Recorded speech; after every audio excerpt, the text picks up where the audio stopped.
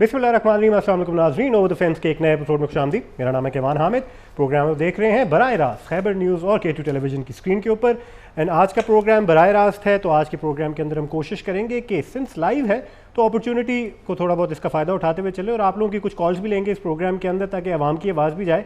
वैसे अभी ही थोड़ी देर पहले हमारे प्राइम मिनिस्टर इमरान खान साहब ने एक लाइव सेशन रखा, उसमें कॉल्स आ रही थी, बहुत pro prime minister, pro PTI आ रही थी। एंड काफ़ी लोग ऑब्वियसली जो ज़रा उस साइड पे हैं शक तो करेंगे कि भाई ये फ़िल्टर्ड कॉल्स हैं, फोकस कॉल्स हैं, इसमें तो सारे ऑब्वियसली तारीफ़ें ही करेंगे and pro PTI and pro government statements ही देंगे। लेकिन K2 टेलीविज़न पे obviously we don't have any such agenda, तो अनफिल्टर्ड ओपिनियन क्या है अवाम का, आज इस प्रोग्राम के अंदर वो भी हम जानने की कोशिश करेंगे। लेकिन इसके अलावा प्रोग्राम में हमारे पास गेस्ट भी होंगे, पैनलिस्ट भी होंगे जो डिस्कशन के अंदर मुब्तला रहेंगे हम, एंड कुछ अपने पॉइंट्स भी शेयर करेंगे, कुछ अपना ओपिनियन भी शेयर करेंगे, कुछ थेरीज सामने फेंकेंगे, कुछ कंस्पिरेसी थेरीज को भी एक्सप्लॉइट करेंगे साथ साथ। लेकिन आप लोगों का भी ओपिनियन हम लेंगे प्रोग्राम के अंदर। उसके अलावा कुछ एक्सपर्ट्स हैं उनको फ़ोन कॉल पर भी हम लेंगे ओवर द फेंस के अंदर। प्रोग्राम का दोबारा जी बताता हुआ चलूँ, सिंस ये प्रोग्राम एक हफ्ते के गैप के बाद हम दोबारा कर रहे हैं। प्रोग्राम का मकसद उर्दू में करने का ये है कि सारी आवाम इसके साथ रिलेट कर सके। ऑल्दो खैबर न्यूज़ के ऊपर पश्तो ज़ुबान में करंट अफेयर्स के प्रोग्राम्स होते रहते हैं related to KP and related to all the matters जो पख्तून अवाम है उनसे रिलेटेड रहते हैं। अफगानिस्तान के हवाले से हमने बहुत ज़्यादा प्रोग्राम्स किए हैं, एंड उसके अलावा जो फॉरेन अफेयर्स हैं पाकिस्तान के, उनसे जो लिंक्स टॉपिक्स हैं उनको भी हमने बहुत ज़्यादा डिस्कस किया है। मज़े की बात यह है, फॉर्चुनेटली अनफॉर्चुनेटली हमारे इंटरनल अफेयर्स भी मुड़ा के अब फॉरेन अफेयर्स के साथ बहुत ज़्यादा पैरेलल चलना शुरू हो गए हैं। तो हम चाहते ना चाहते हुए पॉलिटिक्स की भी बात करेंगे, इंटरनल अफेयर्स की भी बात करेंगे, क्योंकि इंटरनल अफेयर्स अरूज पे इस वक्त पहुंचे ही इसलिए क्योंकि बीच में फॉरेन अफेयर्स का जिक्र हो गया था, इंडिपेंडेंट फॉरेन पॉलिसी का जिक्र हो गया था, और गलती से स्लिप ऑफ टंग की वजह से अमेरिका का भी जिक्र हो गया। तो अब बात तो करना ज़रूरी बन गई है हमें टेलीविज़न चैनल्स के ऊपर करंट अफेयर प्रोग्राम्स के अंदर। प्रोग्राम में मेरा साथ देंगे इस वक्त हमारे साथ स्टूडियो में मौजूद हैं एहसन हमीद दुरानी, उनको खुशामदीद कहते हैं। हमारे ये तज्ज़ियाकार हैं पॉलिसी मैटर्स के ऊपर, and he has a very fine grip over such matters is well. And जो अभी रिसेंटली सिक्योरिटी डायलॉग हुआ है इस्लामाबाद के अंदर, जिसमें मुख्तलिफ ममालिक से लोगों ने शिरकत भी की है, जिसके अंदर खान साहब ने भी अपनी एक स्पीच दी है। उसके अलावा chief of army staff Qamar Javed Bajwa साहब ने भी अपनी स्टेटमेंट्स दी हैं।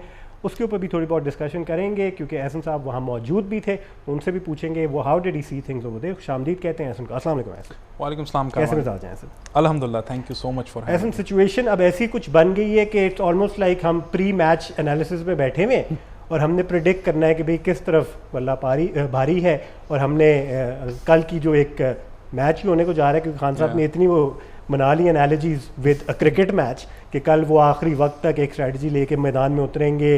कैप्टन के पास 3 स्ट्रैटेजीज हैं, एक के साथ नहीं उतरेंगे, कल वो मुकाबला जीतेंगे। लेकिन साथ ही साथ ऐसा एक कॉल फॉर प्रोटेस्ट भी आ गई है कि एहतजाज के लिए आप लोगों ने बाहर निकलना है, just in case it doesn't work out, एहतजाज के लिए तैयार हो जाएं। तो कॉन्ट्रडिक्टरी स्टेटमेंट्स हैं या फिर all cards are being shown now? ये खान साहब की ये बात पे थोड़ी सी क्लैरिटी की ज़रूरत है। वैसे आपने बड़े मज़े की मिसाल दी है कि ये पिछली जो 4 साल की गवर्नमेंट रही है वो एक क्रिकेट मैच ही खान साहब ने अपने आप को, चूँकि वो कप्तान थे, उन्होंने कहा मैं कप्तान हूँ, ये मेरी टीम है, one of the best teams है जो कि पूरी दुनिया में अच्छी कैबिनेट्स मैंने बनाई है बकौल उनके। तो वो हमेशा अपनी स्ट्रैटेजी को, गवर्नमेंट की स्ट्रैटेजी को हमेशा क्रिकेट से एक तशबीह दी। और कल जो है वो एक आप कह सकते हैं कि एक वर्ल्ड कप है हमारी पॉलिटिक्स का, जिसमें पता लगेगा कि खान साहब प्रिवेल करते हैं या नहीं करते। बिल्कुल। जो उन्होंने मैं समझता हूँ कि जो सिचुएशन अभी तक डेवलप हुई है उसमें घंटों की निस्बत से सिचुएशन कॉम्प्लिकेट होती रही है और नई नई डेवलपमेंट्स होती रही है। और अगर हम पिछले 2-3 हफ्तों से जिस तरह सिचुएशन, बल्कि 1 महीना हो गया ये सिचुएशन इमर्ज होती रही है, तो कोई भी इसके ऊपर सर्टन नहीं था। मैंने बहुत सारे एनालिस्ट को देखा है कि जो कि किसी की क्या थ्योरी थी, कोई किस किस्म की प्रेडिक्शन कर रहा था। हर दिन और हर घंटे एक नई सिचुएशन डेवलप हो रही थी। और जो कि इत्तेहादी भी थे इस गवर्नमेंट के PTI के, उन्होंने भी अपने कार्ड्स बिल्कुल अपने सीने के करीब रखे थे और आखिर टाइम पे उन्होंने अपने फिर कार्ड्स शो किए हैं। अभी भी बहुत सारा इब्हाम है आवाम के जहन में और हमारी एनालिस्ट के जहन में भी है कि कल क्या होगा। कल कोई ऐसे पत्ते हैं जो कि प्राइम मिनिस्टर शो कर सकते हैं, जो कि उनकी कैबिनेट के मेंबर भी कह रहे हैं और प्राइम मिनिस्टर खुद भी कह रहे हैं। लेकिन आपने बिल्कुल उसका सही तज्जिया किया है कि जो प्राइम मिनिस्टर साहब ने जो प्रोटेस्ट की कॉल दी है, तो ये तो एक समझ सकते हैं कि एक डेस्परेशन कॉल है। अगर उनके पास कोई स्ट्रैटेजी होती, देखिए एक कॉन्स्टिट्यूशन में एक प्लेटफॉर्म है जिसका नाम पार्लियामेंट है। और जो वोट ऑफ नो कॉन्फिडेंस है ये बेसिकली कोई नॉन डेमोक्रेटिक या नॉन कॉन्स्टिट्यूशनल एक्ट नहीं है, ये बाकायदे इसका डेमोक्रेसी में वो होता है। ये अमेरिका के देखे सदर क्लिंटन भी एक vote of no confidence in house change के जरिए एक सुपर पावर है, वहां भी हुआ है। तो एक आप कह सकते हैं कि कोई खुशगवार अमल नहीं है, बट इसका वे आउट मौजूद है हमारे कॉन्स्टिट्यूशन में। अच्छा, ऐसे में इसमें वोट ऑफ नो कॉन्फिडेंस को एक कंट्रोवर्शियल सब्जेक्ट इसलिए बनाया जा रहा है because I mean, it has been somewhat proven that there has been a foreign intrusion, and इसको आगे परस्यू करने के लिए, इसको फ्यूल करने के लिए एक फॉरेन इंट्रूजन हुई है। तो ये थोड़ी बहुत अनकॉन्स्टिट्यूशनल इसमें ऑब्वियसली बातें आ जाती हैं कि since there is an foreign intrusion and वो किसी हद तक साबित हो चुकी है, और सिक्योरिटी डायलॉग में सिक्योरिटी मीटिंग्स के अंदर भी अब ये चीज़ सामने आ चुकी है, everybody is talking about it. तो ये वोट ऑफ नो कॉन्फिडेंस अब थोड़ा बहुत कंट्रोवर्शियल हो गया है। Are we still going to go by it the constitutional way, या फिर इसको भी अब थोड़ा बहुत चैलेंज किया जा सकता है? देखें, जो जहाँ तक खत का जिक्र है तो वो एक एलिजिडली प्रूव हुआ है। उसमें जब नेशनल सिक्योरिटी कमेटी की जो प्रेस रिलीज है ऑफिशियल, उसमें कहीं भी फॉरेन कंस्पिरेसी या इन्वॉल्वमेंट या फिर वोट ऑफ नो कॉन्फिडेंस के लफ्ज का जिक्र नहीं हुआ। इससे किया जा सकता है कि कमेटी बैठेगी, तो कमेटी तो जब कमेटियां बैठती हैं तब तो डिसीजन नहीं ली जाती। कमेटी तो देखें, प्राइम मिनिस्टर का प्रेरोगेटिव है ना, कमेटी, नेशनल सिक्योरिटी कमेटी का मीटिंग वो कभी भी और किसी इशू पे भी कॉल कर सकते, वो इनका प्रेरोगेटिव है। लेकिन कमेटी की मीटिंग से ये साबित नहीं होता कि कोई वो है। अब देखें, ना हमें इल्म है क्योंकि वो खत ना मैंने देखा है ना आपने देखा है, एक उसके ऊपर एक एनालिसिस ही हो रहा है, और जो कि प्राइम मिनिस्टर साहब कह रहे थे कि मैंने दिखाना है, लेकिन फिर वो खत नहीं दिखाया गया फॉर ऑब्वियस रीजंस। लेकिन उसको हम अलेजिड ही कहेंगे, लेकिन उसका ये मतलब नहीं कि मेरे ख्याल से कि इस चीज़ों का फैसला सड़कों के ऊपर हो। मेरे ख्याल से पार्लियामेंट के अंदर ही कल ये फैसला होना चाहिए। अगर प्राइम मिनिस्टर साहब के पास नंबर गेम स्ट्रांग है, और अगर वो जिस तरह स्पीकर साहब अगर कहा जा रहा है कि एक रूलिंग देंगे कि जो पीटीआई के मुनहरिफ अरकान हैं उनके वोट को कलअदम करार दिया जा सकता है, जिसका फैसला भी पीर वाले दिन सुप्रीम कोर्ट से आ जाएगा। आज भी आपको मालूम होगा कि जो अटॉर्नी जनरल है वो उनकी मुलाकात हुई है चीफ जस्टिस ऑफ पाकिस्तान से, तो इसी चीज़ के ऊपर वो कर रहे हैं, कोशिश कर रहे हैं कि इनके कम अज़ कम इनके वोट्स को तो कलअदम करार दिया जाए जो कि मुनहरिफ अरकान है। लेकिन उसके बावजूद भी कुछ नंबर गेम बहुत ज़्यादा शेकी लग रहा है पीटीआई के हक में। नहीं आ रहा। खान साहब ने अब लास्ट मोमेंट पे जी इजाज़त दे दी है कि सारे अरकान आए एंड असेंबली को अटेंड करें। पहले तो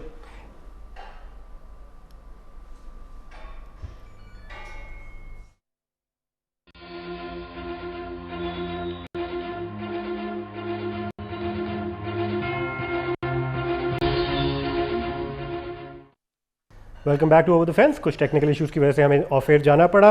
ब्रेक से हम वापस आ चुके हैं जी। ओवर द फेंस में हम बात कर रहे हैं करंट पॉलिटिकल सिचुएशन के हवाले से, एंड पॉलिटिकल सिचुएशन के साथ साथ मैं माजरत चाहता हूँ, मैं प्रोग्राम के शुरू में मुबारकबाद देना भूल गया अपनी आवाम को। आप सबको रमज़ान का ये जो बाबरकत महीना है मुबारक हो। चांद नज़र आ चुका है, एंड शुक्र है इस मरतबा कि चांद के केस में कंट्रोवर्सी पैदा नहीं हुई, क्योंकि ये टॉपिक भी बहुत ज़्यादा जी स्ट्राइविंग रहता है। हमेशा जैसे ही रमज़ान आने लगता है या फिर ईद आने लगती है, हम चांद के हवाले से भी डिस्कशंस कर रहे होते हैं और डिबेट कर रहे होते हैं। हमारी कौम को मौका चाहिए डिबेट करने का किसी चीज़ के ऊपर, एंड साइडें बदल जाती हैं बहुत जल्दी। लेकिन नंदलेस जी, पूरी आवाम को रमज़ान और मुबारक का ये महीना बहुत बहुत मुबारक हो, एंड इंशाल्लाह जो आने वाला महीना है वो आप लोगों के लिए बाबरकत साबित हो, और आप लोग इस महीने का भरपूर तरीके से फ़ायदा भी हासिल कर सकें एंड अपनी अमाल के ज़रिए। एंड आगे चलते हैं जी प्रोग्राम के अंदर। एहसन, रमज़ान मुबारक टू यू सबसे पहले तो।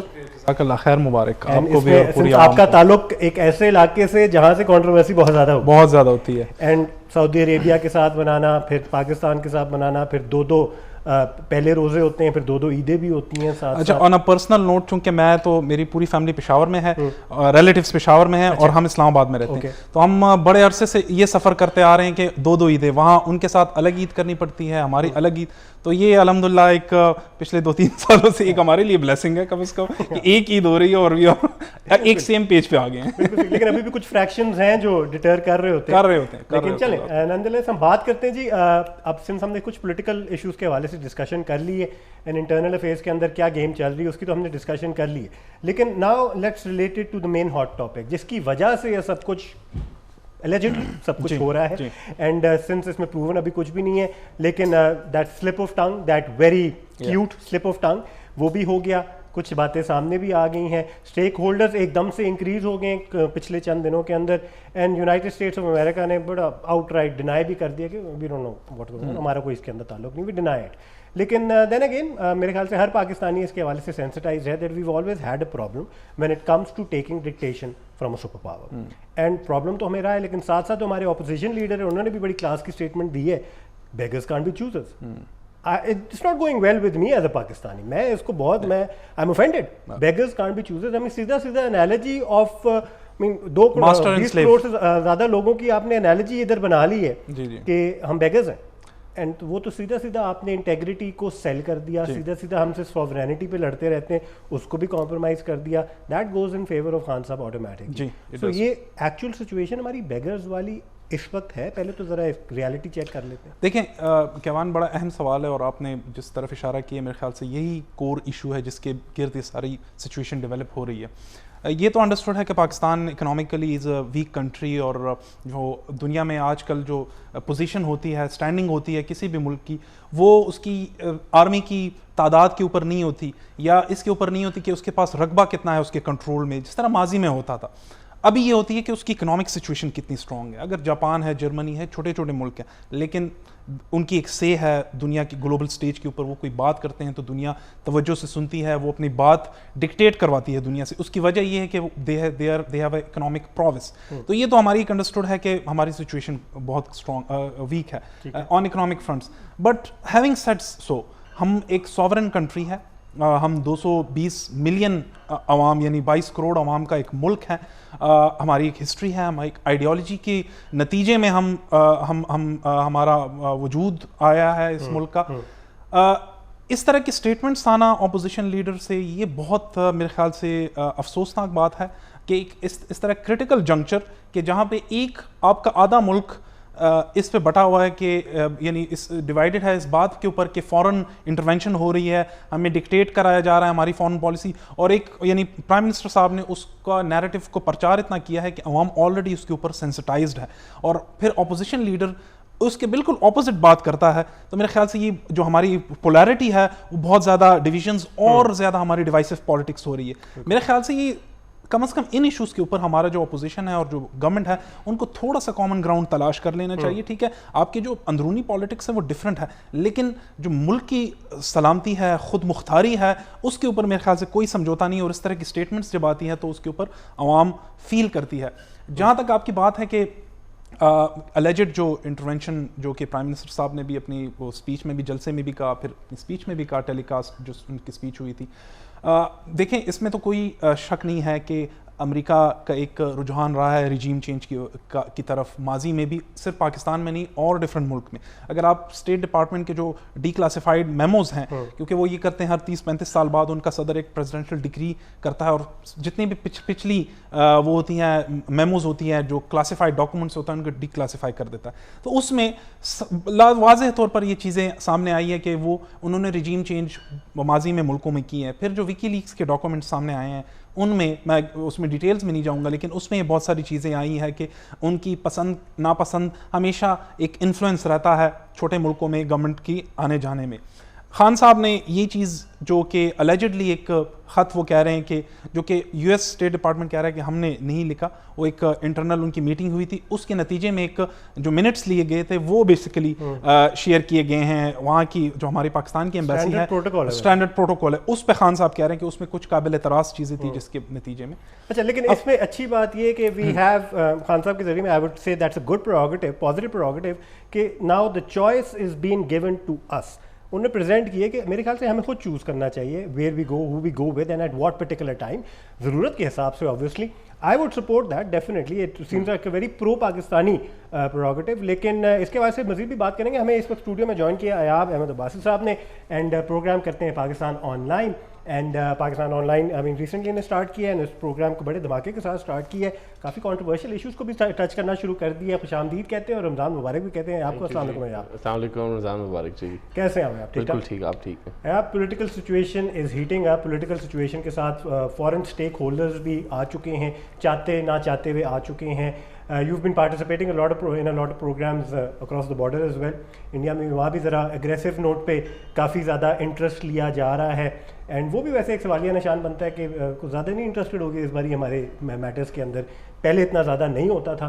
लेकिन let's stick to this particular topic जो एसेंस से अभी डिस्कशन हो रही थी. अमेरिका की जो मुदाखलत है जो माजी में भी रही है, let's not deny that, and अभी रिसेंट पास के अंदर भी एलिजिड स्टेटमेंट्स की बेसिस पे हम वही डायरेक्शन देख रहे हैं कि this is way we headed, and opposition parties ने इस चीज़ को इंडोर्स भी कर दिया है कि they are a reality, we have to accept them, beggars can't be choosers, तो let's not break our friendship with them.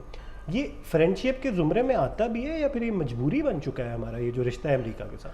अच्छा, इसमें ना सबसे पहले केवान साहब ये बात करना चाहूँगा कि देखें, अमेरिका का एक स्टेक था, सब कंट्रीज़ के साथ एक स्टेक था, है. मैं इसलिए नहीं कह रहा, अभी डायनेमिक्स हो गई हैं चेंज. अभी रशिया एक पिलर है, चाइना इटसेल्फ एक पिलर है, और अमेरिका उस पिलर के साथ एक तीसरा पिलर वहाँ पे स्टैंड कर रहा है एज अ सुपर पावर. लेकिन China has emerged to be strong super power, और चाइना आगे भी अभी बढ़ता जा रहा है. जैसे हमारे साथ ही सीपैक स्टार्ट हुआ. सीपैक क्या है, कैसे है, वो सारी दुनिया जानती है कि सीपैक कितना मुफीद है पाकिस्तान के लिए भी और चाइना के लिए भी. तो अमेरिका की वो वाली स्टैंडिंग अब नहीं है जो, अगर आप हिस्ट्री देखें जनरल मुशर्रफ के टाइम की, वो वाली हिस्ट्री इस टाइम पे अमेरिका की नहीं है. और जैसा कि खान साहब ने जो बातें की, खान साहब ने जो अवेयरनेस दी, और जो वो लेटर का प्रचार होता रहा, और फिर वो लेटर नेशनल सिक्योरिटी कमेटी में आके वो लेटर निकल आया कि वो लेटर वाकई एग्जिस्ट करता है और वो लेटर है भी कोई सीरियस इशू. और उस लेटर के फ़ौरन बाद American state department foreign department उसका जो है वो फ़ौरन उसको रिजेक्ट कर रहा है कि ऐसा कुछ भी नहीं है. फिर खान साहब से मिस्टेकनली निकल भी आता है कि अमेरिका का नाम. अब देखिए, इस सारी चीज़ों को मिलाया जाए, कल ऑपोजिशन लीडर ये कहते हैं कि बेगर्स कांट बी चूजर्स. ठीक है, अब यहाँ से सारा सिनेरियो पैटर्न डॉट्स मैच हो रहे हैं. ठीक है कि खान साहब क्या बात कर रहे हो, बेगर्स कांट बी चूजर्स किस टाइम पे क्यों निकल रहा है ना. तो हम लोगों को अब बात आप वाली है कि अब हम लोगों पे है कि हम लोग डिसाइड क्या करते हैं और जाना किस तरफ है. देखें, बेगर्स कांट बी चूजर्स जो है ना, वो बड़ी तरीके से एक्सप्लेन हो सकता है कि अगर हम लोग दिवालिया मुल्क हैं, या अगर हम लोग इकोनॉमिकली वीक मुल्क भी हैं, तब भी कोई हम ये किसी का राइट नहीं बनता है कि कोई हमारी कंट्री के ऊपर आके कब्जा कर ले. अगर जो खान साहब की स्टेटमेंट है, आज मैं बड़ी बात करना चाह रहा हूँ कि अगर हम हिस्ट्री देखें, हिस्ट्री में जो सद्दाम हुसैन के साथ हुआ एंटी अमेरिका बात करने पे, शाह फैसल के साथ हुआ एंटी अमेरिका बात करने पे, जुल्फ़िकार अली भुट्टो के साथ हुआ एंटी अमेरिका बात करने पे, ठीक है, उसके बाद कज़ाफ़ी के साथ हुआ एंटी अमेरिका बात करने के, उससे ज़्यादा स्ट्रॉन्ग नैरेटिव के साथ खान साहब अब आ गए सामने. अब करना ये है कि अब हमारा काम है कि हम हैं इंडिपेंडेंट स्टेट और हैं न्यूक्लियर स्टेट. हम लोगों पे कोई मुसल्लत नहीं किया जा सकता कि कोई भी कंट्री बाहर से उठ के हमारी गवर्नमेंट टॉपल करना शुरू कर दे इस तरह से, because we are an independent nation. हम लोगों ने 1947 में आज़ाद हो गए थे, और अब अवेयरनेस भी इतनी हो गई है कि कोई इस तरह से कोई थर्ड पावर उठ के आके 20 अरब रुपया 30 अरब रुपया दे के हमारी गवर्नमेंट टॉपल कर दे, ऐसा नहीं. अब हमारा काम है कि हम इसको कैसे चूज करते हैं. Speak about this independence that we speak of. इस इंडिपेंडेंस के अंदर ऑपोजिशन ने जैसे बहुत ज़्यादा एक लफ्ज़ का इस्तेमाल किया कि we are dependent to a great extent when it comes to our economic situation. हमारे साथ इस वक्त फ़ोन लाइन पे मौजूद हैं रशीद साफ़ी साहब. अच्छा, इससे पहले हमने एक ब्रेक लेनी है, ब्रेक पे पहले चलते हैं. ब्रेक से वापस आने के बाद रशीद साफ़ी साहब से भी उनका नैरेटिव लेंगे एंड मौजूदा सूरत हाल के हवाले से उनसे भी बातचीत करेंगे. आप लोग देख रहे हो the fence, will be right back.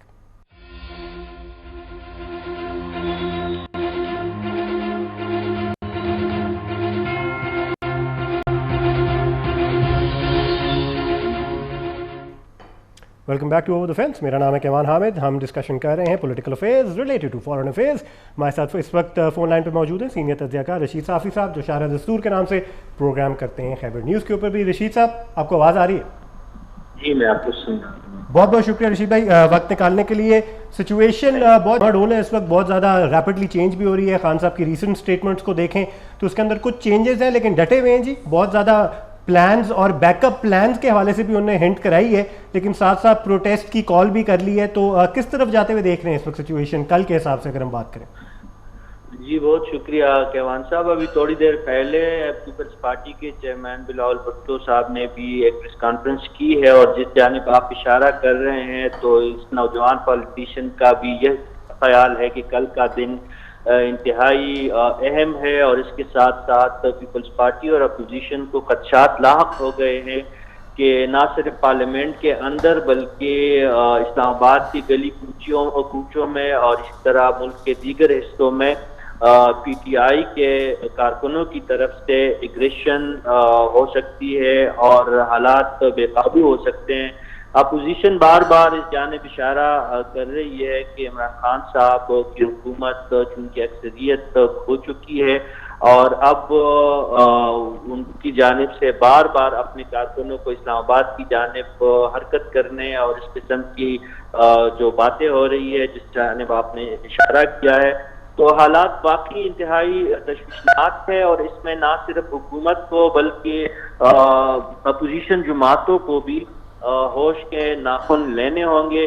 और अगर किसी किस्म की जो ज्यादा एग्रेशन दिखाई गई अपोजिशन ने, जो अपोजिशन बज़ाहिर इस वक्त हमें लग रहा है कि क्योंकि अददी तौर पे उन्हें पार्लियामेंट के अंदर अक्सरियत हासिल हो चुकी है तो उनकी जानिब से तो कोई ज्यादा खदशा नहीं है, लेकिन पीटीआई क्योंकि बहुत ताज़ा जख्म काई हुई है तो उनकी तरफ से ना सिर्फ पार्लियामेंट के अंदर, अभी बिलावल भुट्टो ने मीडिया को थोड़ी देर पहले बताया कि ना सिर्फ पार्लियामेंट के अंदर बल्कि पार्लियामेंट के बाहर भी खदशात है तसादुम की। अच्छा, ये सारी चीज़ें मद्देनजर अगर हम रखें रशीद साहब, तो आपको क्या लगता है ये बात वोटिंग तक जाएगी भी कि नहीं जाएगी? क्योंकि ये अगर चीज़ें कंसिडर की जाएं कि इस तरह का केओस क्रिएट किया जाएगा, कोई मसला हो सकता है, पार्लियामेंट के अंदर भी हो सकता है, I mean let's call them delay tactics, तो क्या वोटिंग तक बात जाती हुई नजर भी आ रही है कि नहीं आ रही है? जी, वोटिंग तो देखिए खान साहब ने अपने खिताब में भी कहा था और शेख रशीद साहब समेत तमाम अहम जो पीटीआई के अरकान है बार बार इस बात का इशारा दे रहे हैं कि कल का दिन जो है वो वोटिंग होगी। लेकिन इस वोटिंग के दौरान क्या सूरत हाल पेश आएगी इसकी गारंटी हुकूमत भी नहीं दे रही है, बल्कि ये हम पहली दफा पाकिस्तान की पार्लिमानी तारीख में और जमहूरी तारीख में देख रहे हैं कि हुकूमत ही की तरफ से ऐसे बयानात सामने आ रहे हैं और ऐसी कोई पॉलिसी इख्तियार की गई है जो मुफाहमत की बजाय तसादुम की तरफ बात जाती हमें दिखाई दे रही है।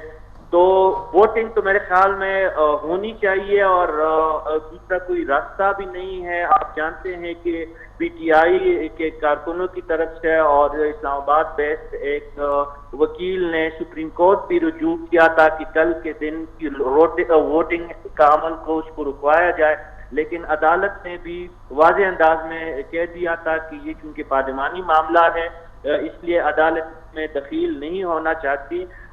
तो इस वक्त जो तैयारियां हो रही है, इमरान खान साहब की क़यादत में भी सर जोड़ के बैठे हैं पीटीआई के बड़े प्राइम मिनिस्टर हाउस इस्लामाबाद में, और थोड़ी देर बाद जो है अपोजिशन के बड़े भी मिल बैठ रहे हैं और कल पार्लिमानी पार्टी के का इजलास भी अपोजिशन ने 10 बजे पार्लियामेंट हाउस में तलब किया है। और आप जानते हैं कि कौमी असम्बली के इजलास के लिए एजेंडा भी जारी हुआ है जिसमें तहरीक अदम इत्तेमाद पर वोटिंग की बात की गई है, एजेंडे में वो पॉइंट शामिल है। तो ये बात तो मेरे ख्याल में तय है कि कल का दिन जो है वोटिंग के अमल के लिए मुख्तस है कौमी असम्बली में, लेकिन जो तसादुम और जो एक बदमज़गी की फिजा के खदशात है वो भी बिल्कुल वाज़ेह है। केवान साहब, बहुत बहुत शुक्रिया रशीद साहब, आपने अपना तजिया हमारे साथ शेयर किया एंड इसके अंदर मल्टीपल पॉसिबिलिटीज़ आ जाती हैं। यार मैं वापस आपकी तरफ आऊँगा, तसादुम पैदा किया जाएगा कि नहीं किया जाएगा? अवाम सिर्फ इसी काम के लिए रह गई है कि जलसों में शिरकत करें, पॉपुलैरिटी का एक ग्राफ दिखाएं एंड नंबर गेम के अंदर अपनी एक मतलब कि सपोर्ट पेश करें। बिकॉज डिसीजन मेकिंग की अगर बात करें तो इसमें तो अवाम को ज़्यादा हाथ नज़र आ नहीं रहा। खान साहब ने बहुत मरतबा बोला कि अभी आपने डिसाइड करना है। हमने कैसे डिसाइड करना है? हमने क्या डिसाइड करना है? हमें तो डिसाइड करने के लिए आपको बटन दबाने के लिए तो दे नहीं रहे कि हम डिसाइड करें कि this is the good way and that's the bad way.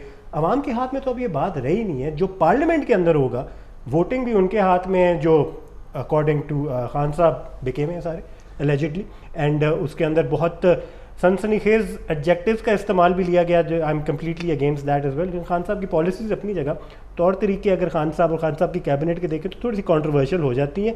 Adjectives का बहुत ज़्यादा इस्तेमाल लिया जाता है और बहुत कॉन्ट्रोवर्शियल और बहुत गलत एडजेक्टिव्स का लिया जाता है। लेकिन साथ ही साथ यही हमारे प्राइम मिनिस्टर हैं जो अच्छाई और बुराई का भी एक भाषण दे रहे हैं साथ साथ। तो ये काफ़ी बुरे तरीके से अच्छाई की तरफ लाने का भी एक है। This is a topic that needs to be discussed as well.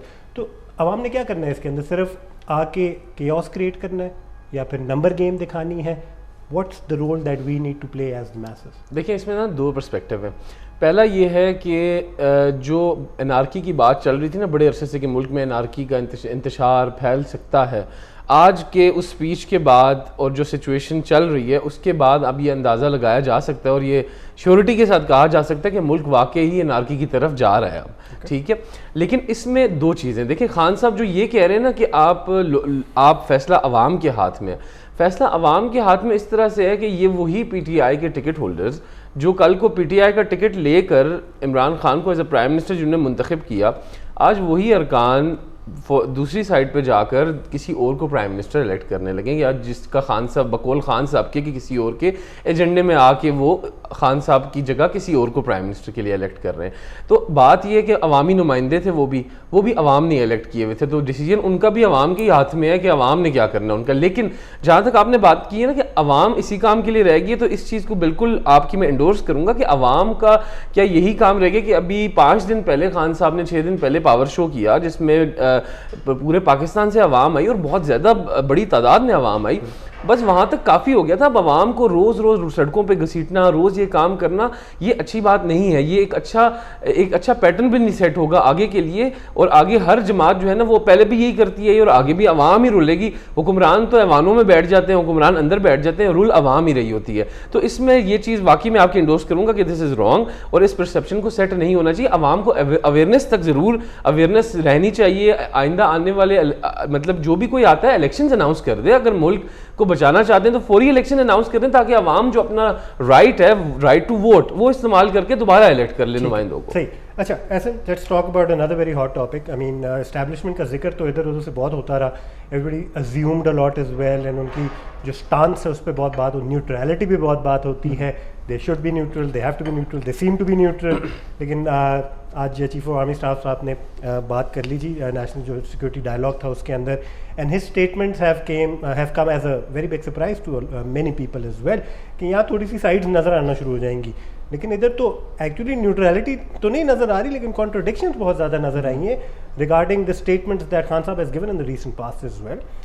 America के हवाले से जो स्टेटमेंट्स आई हैं, they are a reality, they are important for us, अच्छे ताल्लुकात रखने चाहते हैं, गुड हो गया जी, चेंज ऑफ पॉलिसी थोड़ी सी नज़र आनी शुरू होगी।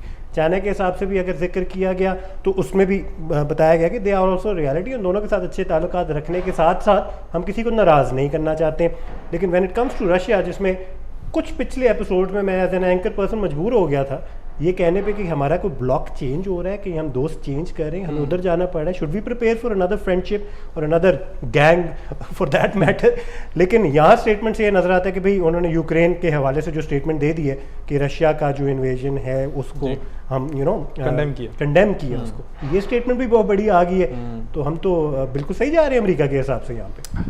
वो चीफ साहब का, चीफ ऑफ आर्मी स्टाफ का जो आज स्टेटमेंट था, 15 मिनट तो ऑफिशियल जो उन्होंने स्टेटमेंट दिया है, क्योंकि मैं वहाँ पे मौजूद था उस सेशन में। उसके बाद फिर चैटम हाउस रूल अप्लाई हुआ, जिसमें जो कि एक रूल है ऑफ द रिकॉर्ड फिर हो जाता है, और उसके बाद फिर मीडिया मौजूद नहीं थी और फिर हम वहाँ मौजूद थे, जिसमें क्वेश्चन आंसर का मौका मिला। मैंने भी क्वेश्चंस पूछे चीफ ऑफ आर्मी स्टाफ से डायरेक्टली, तो वो उसमें बड़ी कैंडिडली उन्होंने बात की और बहुत ज़्यादा खुल के बात की, और हर किस्म के इश्यूज़ पे, यानी हमारे तो जो स्ट्रेटेजिक इश्यूज़ हैं उन पे तो की, पॉलिटिक्स पे की, क्लाइमेट चेंज तक पे उन्होंने बात की, क्योंकि क्वेश्चंस उससे रिलेटेड आए हैं। तो उन्होंने बड़ी एक, और मैं बड़ा आई वुड लाइक टू से कि मैं इम्प्रेस हुआ हूँ जो उनकी ग्रिप है और जो उनकी अंडरस्टैंडिंग है इन इश्यूज़ के ऊपर, बड़ी कॉम्प्रिहेंसिव और बड़ी इन डेप्थ एनालिसिस और नज़र वो रखते हैं इस चीज़ के ऊपर। हैविंग सेड दैट, जो आपने बात की, दो तीन चीज़ों की आपने बात की। एक तो जो यूएस की तरफ हमारा पॉलिसी शिफ्ट है, देखें चीफ ऑफ आर्मी स्टाफ ने भी ये ऑन द रिकॉर्ड, क्योंकि मैं बहुत सारी चीज़ें जो कि चैटम हाउस रूल अप्लाई हो तो मैं ऑन द रिकॉर्ड वो नहीं कह सकता, लेकिन जो ऑन द रिकॉर्ड उन्होंने कहा है, जो स्टेटमेंट ऑफिशियल उन्होंने पढ़ी है अंग्रेज़ी में, उसमें था कि यूएस हमारा एक स्ट्रेटेजिक एलाय है और हमारी एक शेयर्ड हिस्ट्री है उनके साथ, और हमारे एक्सपोर्ट्स की एक बहुत बड़ी मार्केट है यूएस। तो यूएस को हम छोड़ नहीं सकते, ना उसके साथ हम ताल्लुकात ख़राब कर सकते हैं। प्लस हमारा एक बहुत बड़ा डायोस्पोरा बैठा हुआ है। प्लस इसके अलावा जो मैं समझता हूँ कि यूएस एक दुनिया का अभी भी वो चौकीदार है। देखें, हाथी को गिरते हुए भी सदियां लग जाती हैं, इस तरह के हाथी को, तो अभी भी दुनिया का चौकीदार है, दुनिया के ऊपर इन्फ्लुएंस है। तो आप अमेरिका के साथ ताल्लुकात ख़त्म नहीं कर सकते। जो हमारा हम जिस रीजन में है, जिस सराउंडिंग्स में है और जो यहाँ पे स्ट्रेटेजिक एनवायरनमेंट बना हुआ है, ये हमेशा से ही यूएस के लिए इंपॉर्टेंस रहेगी उसकी, और आगे जाके और भी रहेगी। क्योंकि चाइना, आपको लगता है ये स्टेटमेंट क्या खुश करेगी उन लोगों को जो थोड़े नाराज हैं? कौन नाराज है? अमेरिका के हवाले से ये जो स्टेटमेंट दी गई है, जो एक एलिजिडली ये कहा गया कि they not really happy with the recent visit of prime minister Kansal, तो ये इस स्टेटमेंट के बाद कोई जो रशिया को कंडेम किया उन्होंने, बिल्कुल रशिया की जो कंडेमनेशन है, देखिए उसके ऊपर मैं आपको बताऊं कि बहुत ज़्यादा प्रेशर था, सिर्फ अमेरिका का नहीं था। वेस्ट में जो जितनी भी कंट्रीज़ हैं, यूरोपीय यूनियन खास तौर पे होगी, आप सिर्फ यूरोपीय यूनियन नहीं, कनाडा, जापान, ऑस्ट्रेलिया तक जो उनके एम्बेसडर्स हैं, उन्होंने यहाँ पे लेटर लिखा प्राइम मिनिस्टर को और उन्होंने कहा कि आप कंडेम करें, आप एटलीस्ट एक पोजीशन लें उसके ऊपर।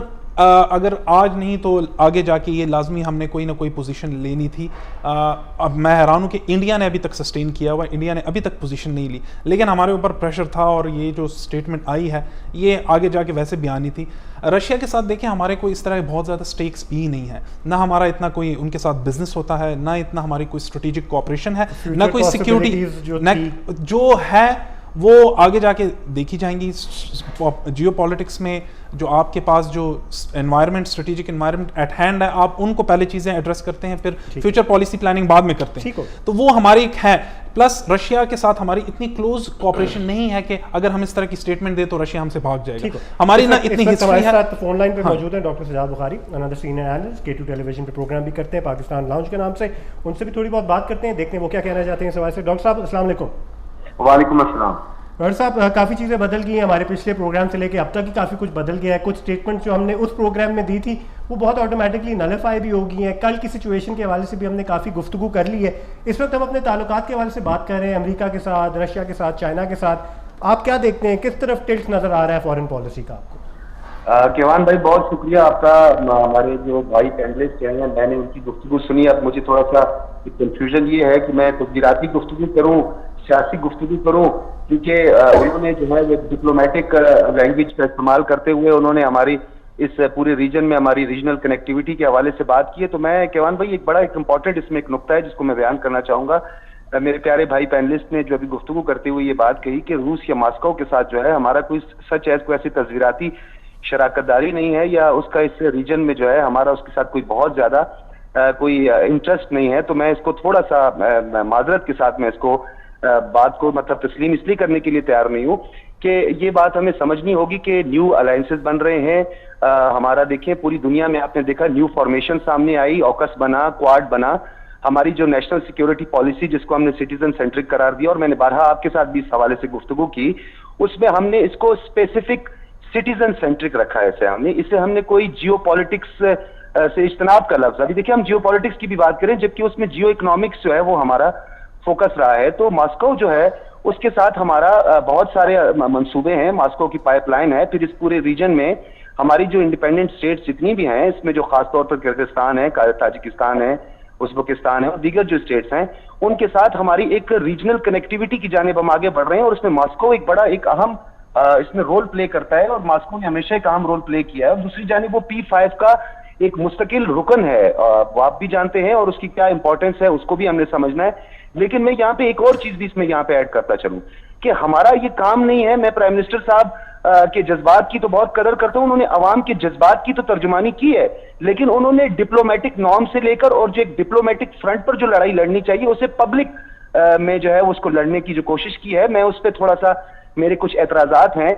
मैं ये समझता हूँ इमोशनली आप भी, मैं भी, I am starting with my self, हम सब पाकिस्तानी वैसे पाकिस्तानी इस बात को समझते हैं कि अमेरिका जो है वो कहीं ना कहीं इन्फ्लुएंस रखता है, किसी न किसी कोने में उसका एक इन्फ्लुएंस आपको नजर आएगा। बल्कि ये पाकिस्तान में नहीं, इवन कि आपकी अभी आपने ब्रेक्जिट का मामला देखा, यूरोपीय यूनियन तक आपने देखा, और फिर आपने उनके मामलात देखे कि उनका इन्फ्लुएंस आपको हर जगह नजर आएगा और उससे तो कोई इनकार नहीं कर सकता।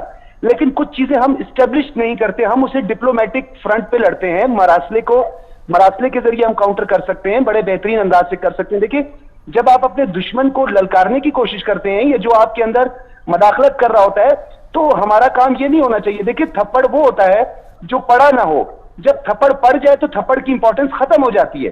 तो आपको एक डिप्लोमेटिक फ्रंट पे ये सब कुछ लड़ना था, क्योंकि हम न्यू फॉर्मेशंस की तरफ जा रहे हैं। हम भले इनकार करते रहे कि हम जियो पॉलिटिक्स की बात नहीं करते, हम जियो पॉलिटिक्स, जियो इकोनॉमिक्स, जियो पॉलिटिक्स के बगैर हो नहीं सकती, ये मुमकिन नहीं है। तो हमें अपने पॉलिटिकल ऑब्जेक्टिव, इलेक्टोरल ऑब्जेक्टिव के लिए जो है वो कम से कम अपनी सॉवरेनिटी को और अपनी जो सेल्फ रिस्पेक्ट है और खास तौर पर जो हमारी शराकतदारियां हैं या जो हमारा ट्रेड है उसे कॉम्प्रोमाइज कहीं पे नहीं करना चाहिए। ये मेरा एक मौक़िफ़ था। मैं थोड़ा सा बिल्कुल, मेरे भाई बहुत अच्छी बात कर रहे थे, आर्मी चीफ के हवाले से बात कर रहे थे। बदकिस्मती ये है कि आज हमारा इतना इंपॉर्टेंट डायलॉग, इतनी इंपॉर्टेंट डिस्कशन जिसका अब सेशन जो है वो इख्तिताम पे चला गया, बड़ी स्ट्रेटेजिक गुफ्तगू उसमें हुई है, उसे हमें समझना भी चाहिए। लेकिन अब जो सियासी सूरत हाल है, सियासी मंजरनामे में हमें किसी भी सूरत में कोई कार्ड ऐसा नहीं प्ले करना चाहिए जो कि हमारी जो खास तौर पर फाइनेंशियल इंस्टीट्यूशंस के साथ और सेटअप के साथ हमारा इस वक्त मसला चल रहा है। देखिए, ये बहुत अहम नुक्ता है कि हमें इस नुक्ते को नजरअंदाज नहीं करना चाहिए। हमें अपने दुश्मनों का पता है, हमें चीखने चलाने की जरूरत नहीं है, ना ही उसको अपनी जात के लिए इस्तेमाल करने की जरूरत है। लेट्स सपोज सेटअप की तलवार हम पे लटक रही है। I'll elaborate on this point. बहुत बहुत शुक्रिया doctor Sajjad Bukhari for that particular insight, and इसके ऊपर मैं मजीद एलैबोरेशन करूँगा भी, एंड हमारे जो पैनलिस्ट हैं उनसे भी इस पर थोड़ी बहुत मैं इनपुट लूँगा, एंड थोड़ा बहुत जो इसके अंदर से let's take a particular aspect out of this, जो बिहाइंड क्लोज डोर्स कुछ डिस्कशंस होती थी उसको पब्लिक को बहुत ज़्यादा एक्सेस दे दी गई है, and it's become a very open discussion. And माजी में कुछ इतनी ओपनली ये डिस्कशन होती नहीं थी, एंड पॉलिटिकल अफेयर्स में इतना ज़्यादा इसका इन्वॉल्वमेंट नज़र भी नहीं आती थी, लेकिन वो अब होना शुरू हो गया। That's become a reality as well. उसके रिप्रिकॉशंस क्या हुए हैं ये आप लोगों के सामने हैं। ये थोड़ी बहुत डिस्कशन करेंगे ओवर द फेंस के अंदर एक छोटे से वक्फे के बाद। Will be right back.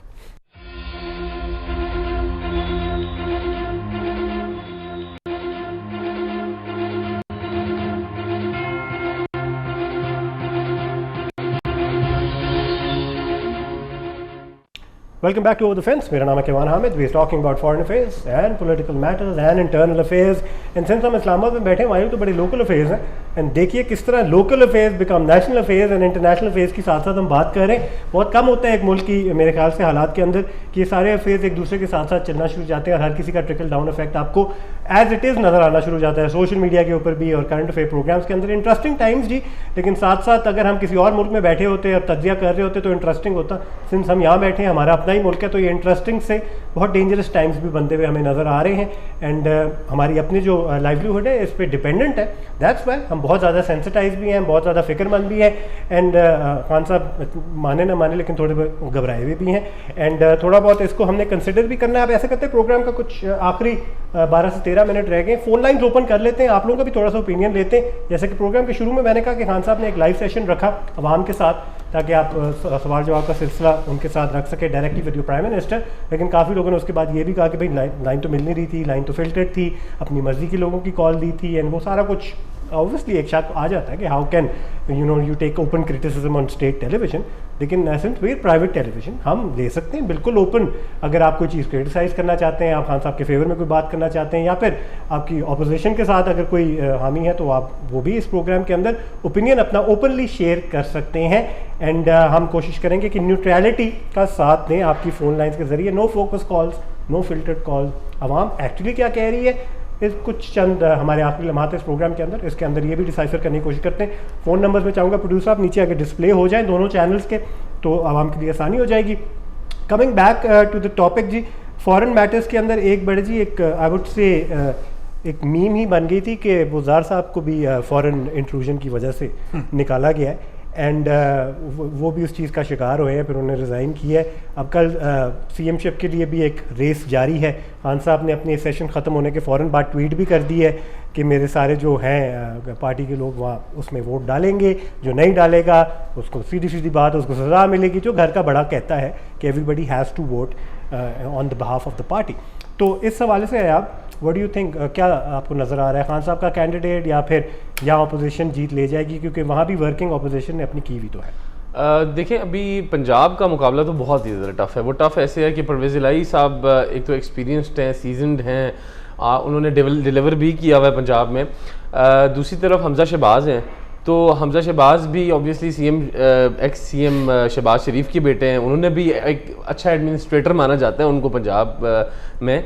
लेकिन अच्छा, I am sorry to cut you. Khan साहब ने अभी अपने क्वेश्चन एंड आंसर सेशन में बड़ा बहुत आम आवाम के अल्फाज में बोला कि आपको अजीब नहीं लगता कि एक बाप का बेटा, मेरा मतलब है, उसी की पोजीशन पे आ रहा है एक प्राइम मिनिस्टर बनने के लिए और एक सीएम के लिए कर रहा है? अजीब नहीं लगता आपको? ये नेपोटिज्म की बहुत आला मिसाल है। नहीं वाकई देखिए अजीब तो मतलब देखा जाए तो वो अगर दूसरी तरफ जाए तो कि डॉक्टर का बेटा मोस्टली देखते हैं डॉक्टर ही बनता है, पॉलिटिशियन के बेटे भी पॉलिटिशियन बन जाते हैं, लेकिन ये कोई रेयर चीज़ नहीं है, होता रहता है, बाकी कंट्रीज में भी कहीं ना कहीं होता है। लेकिन ये है कि यहाँ तक बात डॉक्टर में हमारे पास ऑप्शन होती है, पॉलिटिशियंस में ऑप्शन खत्म हो जाती है जब वो बंदा आ जाता है सीट के ऊपर। Yes, then we don't go anywhere else. लेकिन उसमें नंबर गेम की जहाँ तक बात है ना, नंबर गेम में जो एक्यूरेट फिगर्स हैं मेरे पास, बल्कि एक्यूरेट जो अभी थोड़ी देर पहले की इतलात हैं वो PTI 183 पे और PMLN जो है अपनी एलाइज के साथ तो ज़्यादा हो जाती है, लेकिन सिर्फ अकेले PMLN 165 to 167 और पीपल्स पार्टी 7, इंडिपेंडेंट 3, राह हक जो अमीर माविया की पार्टी है उसका 1। तो ये बाकी जो है ये भी PMLN के साथ हमायती भी हो गए। PTI में जहांगीर तरीन ग्रुप शामिल है? जी नहीं, PTI में जहांगीर तरीन जो ग्रुप शामिल नहीं। अब यही मैं कहने लगा था कि अब इसमें ये है कि आज परवेज इलाही साहब के साथ जब मोनिस इलाही साहब आए हैं तो उनके साथ जहांगीर तरीन ग्रुप के 3 अरकान मौजूद थे और उन्होंने स्टेटमेंट ये दी कि आपको हम बड़ा सरप्राइज भी देंगे, बाकी अरकान भी आप हमारे साथ देखेंगे इस ग्रुप के। अभी तक तो सामने ऐसी बात नहीं है कि बाकी अरकान साथ आए हैं। नहीं, इसाक डार साहब की स्टेटमेंट भी आई है कि हमारी मोडालिटीज तय हो गई हैं, बिल्कुल मामला तय हो गए। कल रात की ना, वो कल रात की स्टेटमेंट है, लेकिन ये आज की अपडेट ये है कि मोनिस इलाही जब असेंबली में एंटर हुए तो 3 जहांगीर तरीन ग्रुप के अरकान साथ थे और उन्होंने ये कहा कि बाकी अरकान भी का भी सरप्राइज आपको जल्द मिल जाएगा। अब गेम सिर्फ डिपेंडेंट है जहांगीर तरीन साहब वाले अरकान के ऊपर। अगर तो वो हो जाते हैं काफ लीग के साथ तो फिर तो 100% परवेज इलाही सीएम है। इधर से पीटीआई का देखा जाए तो एक कहूटा के से एमपी इलेक्टेड है राजा सगीर, वो जो है वो उनके साथ शामिल हो गए। हमजा शहबाज के साथ उन्होंने अपनी पिक्चर भी रिलीज़ कर दी है, तो पीटीआई के भी कुछ अंदर से अरकान उधर जा रहे हैं। लेकिन गेम सारी डिपेंडेंट है इस टाइम 20 से 25 MPs वही वाले जो अलीम खान और जहांगीर तरीन ग्रुप के मिला के बनते हैं, वो जिस तरफ होंगे सीएम उसी का बनेगा। और उम्मीद ये है, एनालिस्ट ये कह रहे हैं, ज़राए भी ये कह रहे हैं कि रात को लेट नाइट या सुबह अर्ली मॉर्निंग जहांगीर तरीन ग्रुप स्विच कर जाएगा टुवर्ड परवेज इलाही। अब ये ज़राए कह रहे हैं कि सुबह स्विच कर जाएगा, आज रात को या सुबह। चलिए जी, एक कॉलर हमारे साथ, देखते हैं क्या कहना चाहते हैं। अस्सलाम वालेकुम। अस्सलाम वालेकुम जी। जी जनाब, कौन बोल रहे हैं, कहाँ से? सुल्तान सदीक बोल रहा हूँ हरीपुर से। हरीपुर से बात कर रहे हैं जी, क्या कहना चाहते हैं? मैं ये कहना चाहता हूँ कि मेरे और तो वसाइल है नहीं है कि मैं कहीं बात कर सकूँ जी, लेकिन अभी ये नंबर देखकर इस चैनल पे बात कर रहा हूँ कि ये जो अदम एतमाद है, ये इलेक्शन कमीशन को चाहिए कि वो जो लोग यहाँ से बेगैरती करके सीटें छोड़ गए हैं उनको कल अदम करार देकर दोबारा वहाँ पे इलेक्शन कराए। अगर वो जीत जाते हैं बेशक जाए, अगर नहीं जीतते तो जो लोग इमरान खान के नाम पे वोट ले रहे थे उन लोगों को यहाँ पे अदम एतमाद के साथ वोट देना चाहिए। ठीक है जी, बहुत बहुत शुक्रिया कॉल करने के लिए। वेरी प्रो पीटीआई स्टेटमेंट जी, बिल्कुल। जिन लोगों ने उनके नाम पे वोट लिया है उन लोगों को बिल्कुल कलअदम करार दे दें, उनको अब साइड पे कर दें और उनके वोट काउंट नहीं होने चाहिए। लेकिन अब तो बात उससे बहुत आगे बढ़ चुकी है, क्योंकि constitutionally speaking they not doing anything wrong, right? तो उसमें तो ये चीज़ ये अभी इसकी इंटरप्रिटेशन थोड़ी सी रहती है कि कॉन्स्टिट्यूशनली, क्योंकि अभी ये फैसला सुप्रीम कोर्ट में रहता है, पेंडिंग है कि वो, लेकिन जो भी है कॉन्स्टिट्यूशन, लेकिन देखिए morally ethically religiously it's wrong. इसका पॉलिटिक्स से क्या ताल्लुक है? आपने हाँ ये तीनों चीज़ों का तो सियासत से कोई ताल्लुक नहीं है, खासतौर हमारी सियासत में तो कोई नहीं है। लेकिन ये हमारे लिए एक अलमिया है, वी शुड रिफ्लेक्ट कि हम किस तरह के लोगों को इलेक्ट कर रहे हैं, कि जो कि कल आपके वोट को, जिस लाजिम बात है, अगर कोई कैंडिडेट, मैं आवाम की समझ के लिए बात बताना चाह रहा हूँ, क्योंकि कोई कैंडिडेट जब इलेक्शन में जाता है तो एक पार्टी के मैनिफेस्टो के साथ जाता है। आपने वोट उस पार्टी के मैनिफेस्टो को दिया है और वो कल को जाके अपना वोट 20 करोड़ 30 करोड़ रुपए के ऊपर बेच देता है, तो उसने अपनी वोटर को बेचा है बेसिकली। उनका जो हक है, उनका जो हक बनता था, उस हक को उसने बेचा है। और मेरे ख्याल से ये चीज अगले इलेक्शन में उन वोटर्स को होती रहती है, candidates keep shifting their parties as well. उसको भी नहीं तो उससे पहले रिजाइन कर लेना, उसका तरीका है। अगर आप उस पार्टी से डिसएग्री करते हैं जिसकी टिकट पे आप एमएनए बने हैं, आप रिजाइन करें और you are free to go to any party, ये तो पॉलिटिक्स है। लेकिन आप रिजाइन तो करें। क्या पीटीआई ऑलमोस्ट इसी गेम में मुलविस नहीं था कुछ अर्सा पहले? डिलेमा है, ये कोई डिफेंड नहीं कर रहा, पीटीआई ने भी। जहांगीर तरीन का जहाज जब जा रहा, पॉइंट ऐड करूंगा साथ, ये मेरी रिसेंट प्रोग्राम में अरशद शरीफ साहब ने बड़ी अच्छी बात की। उन्होंने कहा कि ये ना 25-30 लोग संभाल के रखे होते हैं, ये पिछले 40 साल से 50 साल से एग्जिस्ट कर रहे हैं, ये 25-30 लोगों का टोला है अनफॉर्चुनेट चीज है जो चलता आ रहा है वही घूमते गिरा। अगर हम बिल्कुल वोटिंग सिस्टम को बहुत ट्रांसपेरेंट समझे तो ये true reflection of your people है, and that's how it's happening. एक और कॉलर है जी, अस्सलाम वालेकुम। अस्सलाम वालेकुम। हेलो जी जनाब, अस्सलाम वालेकुम। वालेकुम सलाम भाई, कैसे हो? अल्हम्दुलिल्लाह ठीक ठाक। कौन बात कर रहे हैं, कहाँ से? मैं पेशावर से शाहजेब बात कर रहा हूँ। शाहजेब साहब क्या कहना चाहेंगे, बोलिए। जी मैं ये कहना चाहता हूँ कि मौलाना साहब ने पूरा फसाद बना रखा है ये। अच्छा, किस तरह लगता है आपको कि उन्होंने फसाद बना रखा है? मैं ये बोल रहा हूँ कि इसको पता है कि ये चोरों के साथ खड़ा है और ये इमरान खान ईमानदार लीडर है हमारा, तो इनको बहुत पता है कि ये 70 साल से मुल्क को खा रहा है और ये फिर भी उसके साथ खड़ा है। ठीक है, बहुत बहुत शुक्रिया जी कॉल करने के लिए। I mean giving all the credit तो नहीं दूंगा, लेकिन putting all the blame on मौलाना साहब कि इनको पता भी है कि इनके साथ खड़े हैं, लेकिन फिर भी लोगों को गुमराह किया जा रहा है। एंड वैसे मौलाना फजल रहमान के वजह से ज़्यादा कुछ डिस्कशन हुई नहीं है जब से उनका एक जलसा आया और गया है, उसके बाद वेयर इज ही स्टैंडिंग? मौलाना साहब भी खामोश हो गए, काफ़ी खामोश हो गए। I mean where is he standing right now? उन्होंने असेस कर ली सिचुएशन या फिर अमेरिका के ऊपर स्टेटमेंट नहीं आई उनकी? एग्जैक्टली पहले बड़ी एक्सट्रावेगेंट स्टेटमेंट्स आया करती थी सारी तरफों से अमेरिका के ऊपर स्टेटमेंट्स आ गई। मौलाना साहब देख रहे हैं कि ऊंट किस करवट बैठ रहा है। बिल्कुल वही अमेरिका के मामले में यहाँ भी मतलब कि शिफ्ट करने के लिए तैयार है, वो अपना गेयर शिफ्ट करके अमेरिका किसी के और मामले लेन में में वो जा देख रहे हैं। मेरी अभी रिसेंटली उनके स्पोक्स पर्सन से बात हुई है कोई आज के दिन ही, तो वो उनका यही पुराना स्टांस ही है कि हम लोग जो हैं वो टोटली उसी जगह खड़े हैं जहाँ थे, और हम अपोजिशन वही पीडीएम वाले सिचुएशन में ही कायम दायम है और हम ही जीतेंगे नो कॉन्फिडेंस के बाद। और मैंने अब बल्कि सवाल ये पूछा कि आपको सदारत मिल रही है सुनैर मौलाना साहब को, तो उस पर ये हुआ कि ये तो मिल के फैसला होगा, बैठ के जो करेंगे उस पर गोलमोल होगी बात, लेकिन ज़रा तो यही कह रहे हैं। आई वोंट बी सरप्राइज, जो बड़ी बड़ी स्टेटमेंट्स दी गई हैं रिसेंट पास के अंदर, उस तरफ अगर सिचुएशन जाती है काफ़ी लोग पलटते हुए नजर आए। हाँ जी। एंड मैं आवाम को भी पहले से बता दूं कि ये आप सरप्राइज मत होइएगा एंड तब कोई आपको मतलब कि टाइटल्स देने की ज़रूरत नहीं, ये होगा। तो पहले से आपको मेरे ख्याल से अंदाज़ा होना चाहिए कि काफ़ी लोगों की जो एक टिल्ट्स हैं वो आपको दूसरी तरफ जाते हुए नजर आएंगे, जिसको कहते हैं ना आम अल्फाज में जेड़ा जिते उधर नाल, वो तो होना ही होता है। एंड ये आवाम के अंदर भी ऐसा ही होता है। चलिए जी एक और कॉलर से बात करते हैं। अस्सलाम वालेकुम। अस्सलाम वालेकुम। वालेकुम सलाम जी जनाब, कौन बात कर रहे हैं, कहाँ से?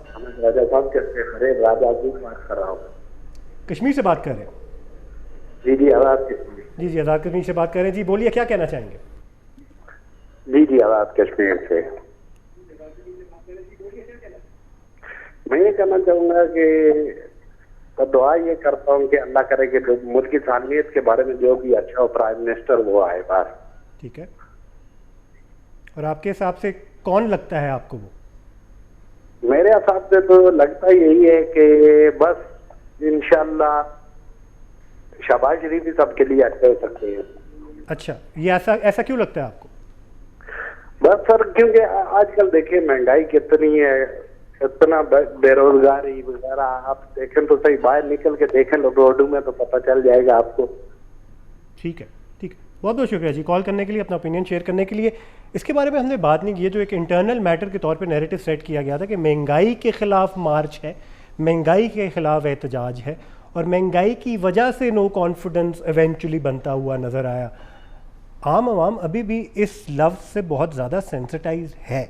महंगाई is the core reason for may be changing your mind about a particular leader for that matter. आपके हालात अगर आपको बदलते हुए नज़र आ रहे हैं ड्यूरिंग दीज ऑलमोस्ट 4 years, तो आप शिफ्ट मार सकते हैं। लेकिन अगर आप इस वजह से शिफ्ट मार रहे हैं, लेकिन डर ये रहता है कि हमारे साथ भी कोई ऑब्जेक्टिव ही ना लग जाए, खान साहब हमसे भी नफरत ना करना शुरू कर दे, तो इस खौफ की वजह से वो भी डिक्लेयर नहीं होता। महंगाई सॉलिड इनफ रीज़न, ऐसा क्या लगता है आपको? देखिए पॉपुलर जो स्लोगन्स होते हैं या पॉपुलर इश्यूज जो होते हैं उन्हीं को ही कैपिटलाइज करती हैं। अब लाजिम बात है, अपोजिशन ये तो नहीं कहेगी कि हमने इक़्तिदार में आना है तो हम इक़्तिदार की हवस में आके हमने इस प्राइम मिनिस्टर साहब को हटाना है या इनकी गवर्नमेंट को ख़त्म करना है। खान साहब कहते हैं महंगाई तो कंपेयर करके देखें तो महंगाई तो हमारे दौर में जो ये पहले ज़्यादा थी। देखिए एक चीज़ मैं as from an international perspective, क्योंकि मुझे ये पिछले साल में ट्रैवल का मौका मिला कुछ इंटरनेशनल कंट्रीज़ में, और जो बाहर हमारे दोस्त बैठे हुए, एक ग्लोबल रिसेशन है, दैट इज़ अंडरस्टूड। देखिए टर्की में जो इन्फ्लेशन है 30% इन्फ्लेशन वहाँ पे बढ़ी है, 25% इन्फ्लेशन यूके में बढ़ी है, क्योंकि एक सप्लाई चेन जो है ग्लोबल वो कोविड की वजह से इफेक्ट हुई है, ग्लोबल रिसेशन हुई है, तो एक उसका है और उसका एक हमारे ऊपर भी इम्पैक्ट है। लेकिन कुछ यहाँ पे पॉलिसीज़ ऐसी रही हैं, आपने इकोनॉमी को बिल्ड नहीं किया, जो रिफॉर्म्स होने चाहिए थे, स्ट्रक्चरल रिफॉर्म्स होने चाहिए थे पिछले 4 सालों में, वो नहीं हुए। कॉस्मेटिक रिफॉर्म्स हुए हैं जो सामने दिखते हैं। आपने इंडस्ट्रियलाइजेशन नहीं की पिछले 4 सालों में। दोनों एस्पेक्ट्स को अगर हम कंसिडर करें तो let's consider the foreign aspect as well कि पूरी दुनिया में वो एक इम्पैक्ट है। उसके बाद जाके लेकिन जो पॉलिसी मैटर्स है वो बहुत ज़्यादा फिर अपफ्रंट नज़र भी आने शुरू हो जाते हैं एंड ट्रांसपेरेंट भी होना शुरू हो जाता है। एक लास्ट कॉलर लेते हैं, फिर आगे बात करते हैं इसके बाद। अस्सलाम वालेकुम। अस्सलाम वालेकुम सर। जनाब कौन बोल रहे हैं, कहाँ से? जी मैं सिराजी बोल रहा हूँ कोहाट से। जी जनाब बोलिए, क्या कहना चाहेंगे? सर मैं अर्ज कर रहा हूँ कि मेरे 52 ईयर्स मेरा एज है। दोबारा बोलिए सर। सर मेरी एज 52 ईयर्स है। जी जी। और जुल्फकार अली भुट्टो मुझे याद नहीं है, मगर वो पाकिस्तान में एक ऐसे अजीम लीडर थे जो एक आज़ाद लीडर थे, और उसके बाद से ज़ियाउल हक से लेके 2018 तक नवाज शरीफ तक के सारे गुलाम बैठे हुए हैं। इन्होंने सारी दुनिया में हमारी इज्जत खराब की है, जबकि इमरान खान जो है इस 52 साल की उम्र में इतनी बदतरीन हुकूमत भी मैंने नहीं की है, जो कि करप्शन इसमें 100% करप्शन और ये वो वगैरह वगैरह, महंगाई, पेट्रोल वगैरह वगैरह। मगर मैं अर्ज करना चाहता हूँ कि हमें मौत कबूल है, मगर हमें अमेरिका की गुलामी से आज़ाद होना चाहिए। ठीक है जी, बहुत बहुत शुक्रिया कॉल करने के लिए। 4 कॉलर्स लिए हमने, पीटीआई जीत गया है छोटे से सैंपल के अंदर, सीधी सी बात है। पॉपुलर ओपिनियन सामने है, आप सोशल मीडिया पे भी जाएं, आप हम पूरा घंटा भी अगर कॉलर्स लेते, मैं काफ़ी वसूख से कह सकता हूँ कि टिल्ट पीटीआई की तरफ ही होना था। जितना भी आप सैंपल छोटा रखें बड़ा रखें, सम ऑफ द अदर अवाम महंगाई के बावजूद वो एक्नॉलेज करते हैं। आई मीन शऊर आ चुका है माशाल्लाह से कि yes things have been tough, महंगाई हुई है, ज़्यादा बढ़ी है, हमें स्ट्रगल भी करना पड़ा, लेकिन फिर भी as a leader Imran Khan फिर भी माफ़ है इन सब के बावजूद। And that is popular opinion. उसकी वजह कि हमारी अवाम तो देखिए खुद मुख्तार अवाम है और खुददार अवाम है। खान साहब ने जो नैरेटिव दिया है एंटी इंपीरियलिज्म, यानी कि वेस्ट हमारे ऊपर हावी हो रहा है और हमारी इंटरनल पॉलिटिक्स को इफेक्ट कर रहा है और मुझे इक़्तिदार से उतार, तो उस चीज़ की अवाम में अपील तो है, तभी तो खान साहब उन लाइंस के ऊपर खेल रहे हैं। अवाम में अपील है और आपको कॉल से आइडिया हो रहा है कि अवाम इस चीज़ को बाई कर रही है, क्योंकि हमारी अवाम जनरली एक खुददार अवाम है। पर्सनल लेवल पे भी अगर आप इसको लें तो आई मीन हमारा अपना ईगो अलाउ नहीं करेगा कि we should be controlled as puppets from someone else. And dictation लें, अब डिक्टेशन हर किसी को बुरी लगती है, लेकिन अब एक सॉर्ट ऑफ डिपेंडेंसी भी है। आप लास्ट स्टेटमेंट्स में आपसे लेना चाहूँगा कि इकोनॉमिक सिचुएशन को अगर देखें तो we have to depend on someone or the other to get us out of this. तो अब डिपेंड किस पे करना हमने? अमेरिका को तो हम ओके थैंक यू खुदाफिज कहने की कोशिश कर रहे हैं। देखिए बात यही है कि जिस तरह से माजी में देखा जाए ना कि जब भी नॉट जस्ट पाकिस्तान, कोई भी कंट्री हो ना, जब वो एक्सट्रीमिज़म की तरफ जाती है तो ऑब्वियसली उस पर सैंक्शंस लगती हैं, उसको बुरे हालात फेस करने पड़ते हैं। ये बाकी कंट्रीज़ हमारे सामने हैं जिनके साथ ये हो चुका है, ईरान फेस कर रहा है, बाकी लोग फेस कर रहे हैं। हमें एक्सट्रीमिज़म की तरफ नहीं जाना चाहिए, हमें डिप्लोमेटिक ही रहना चाहिए।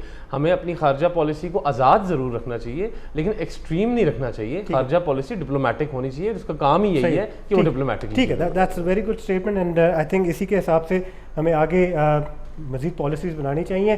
फ्रेंड्स एंड एनिमीज़ वाली चीज़ नहीं होनी चाहिए। Let's try to make friends with all of them, and जिनसे हमें फ़ायदा है उनके साथ अच्छे ताल्लुकात रखने की ज़रूरत है। और अगर 2 ऐसे ममालिक है जो जिनकी आपस में नहीं बनती लेकिन हमें दोनों से फ़ायदा है, we have to declare our neutrality as well. And हमें न्यूट्रलिटी डिक्लेयर करते हुए साइडें लेने वाली चीज़ से बालातर रखे तो ज़्यादा अच्छी बात है, और हमारे मुल्क का भी उसी के अंदर मफाद है।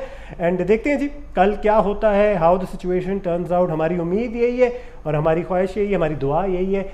पहला रमज़ान है, पहला रोज़ा है, कुछ ज़्यादा केओटिक सिचुएशन ना बने, ज़्यादा अनप्रेसिडेंटेड सिचुएशन ना बने, एंड स्मूथली हो जो भी हो। और पॉलिटिकल कॉन्स्टिट्यूशनल एक निज़ाम को देखते हुए ही सब कुछ हो, कुछ अनकॉन्स्टिट्यूशनल ना हो और एनार्की की तरफ हम ना जाएं जिस तरह एक्सपेक्टेड है। एंड उम्मीद इसी चीज़ की कर सकते हैं, इसी चीज़ की दुआ कर सकते हैं। आप लोग रखना अपना बहुत सारा ख्याल। आपसे अगले हफ्ते मुलाकात होगी एक और नए टॉपिक के साथ, पैनल्स के साथ। एंड तब तक के लिए अल्लाह हाफ़िज़ और पाकिस्तान आइंदा।